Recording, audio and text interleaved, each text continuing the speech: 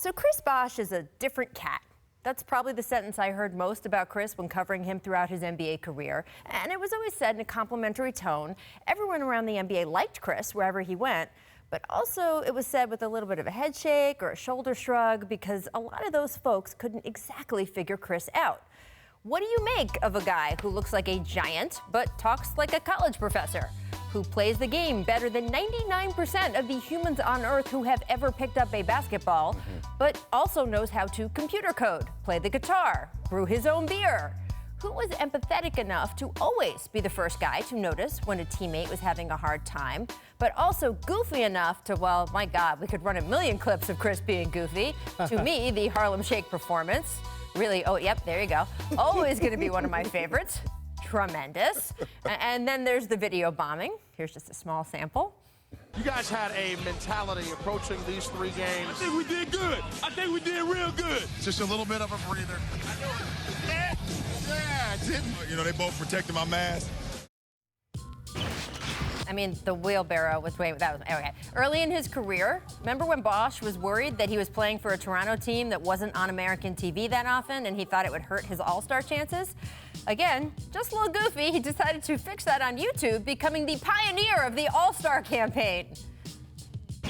Ladies and gentlemen, why don't you go get an All-Star ballot right now and punch in my name? That's right. Remember, it's Chris Bosh.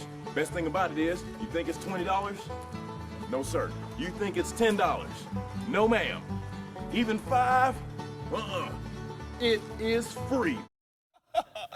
Of course, he would go on to make 11 straight All-Star appearances. Only 22 people in NBA history have ever done that. He would go on to win 2 championship rings, an Olympic gold medal.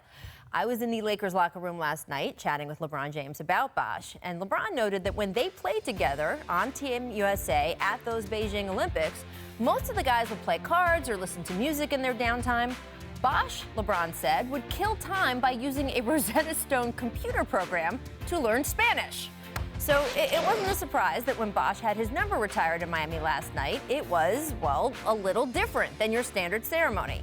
First, shout out to the Heat video department, which killed it the whole night, and shout out to Pat Riley, who can be demanding and cantankerous, but sure as hell knows how to give someone their due. I just want to welcome Chris Bosh, forever and for always a lifer of the Miami Heat. Let's take a look and raise the banner for Chris Bosh. After that, we got Bosh taking the podium, and of course, he had to start with a little bit of a dig at Pat and Dwyane Wade, too. A lot of people don't know this, but Pat first met me when I was a scrawny 19-year-old kid fresh out of Hutchins, Texas. And unfortunately for him, he had the 5th pick, and I went at 4th, so he had to settle for this kid named D. Wade.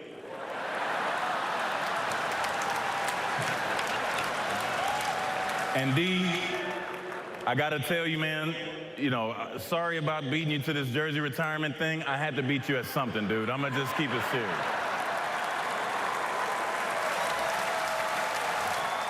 He also praised the fans with a little something special for Miami's Cuban community, showing off all that Rosetta Stone knowledge. Calle 8. ¿Cómo estás? A mis hermanos y hermanas latinoamericanos.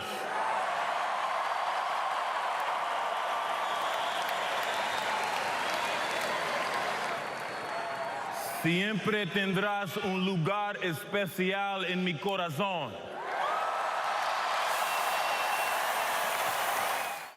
I mean, his accent is pretty good, just saying.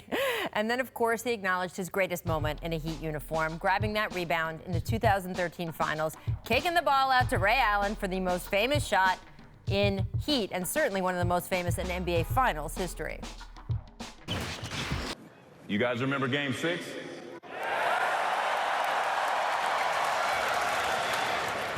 You know how they brought all the rope around the arena? And hey, let's be honest, we were seconds away from losing it, again on this home court. But even throughout that, I knew we had a chance. You know, here's the thing about me. I've always been a rebounder.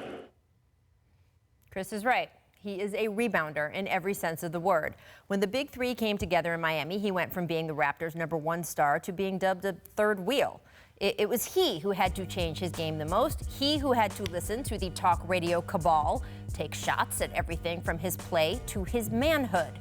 All of that would have buried most people, but he fought his way out of it. And while LeBron was clearly the engine of those Miami titles and Wade was the heartbeat, it was Chris who was the bellwether. If he played well, they won. If he struggled, they often didn't. And that too is a lot to bear, but he managed it. I was lucky enough to have covered that whole Heat run. In particular, I did a sit down with the guys that very first day they came together in Miami. And then again, on the night that they won their first championship. And the way Chris's presence had grown in the group from that interview to the next interview, it was so notable. As for the other rebounding Chris did after blood clots ruined his career and took away the game he loved, well, it was a struggle. He said there were days he didn't want to get out of bed.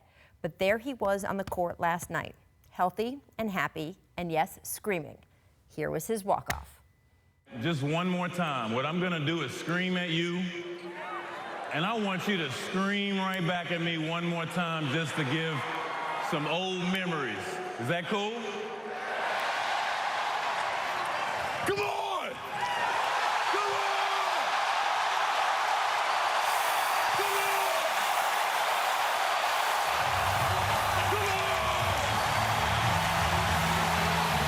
Come on! Chris Bosh is a different cat, and we are all very lucky for that, indeed.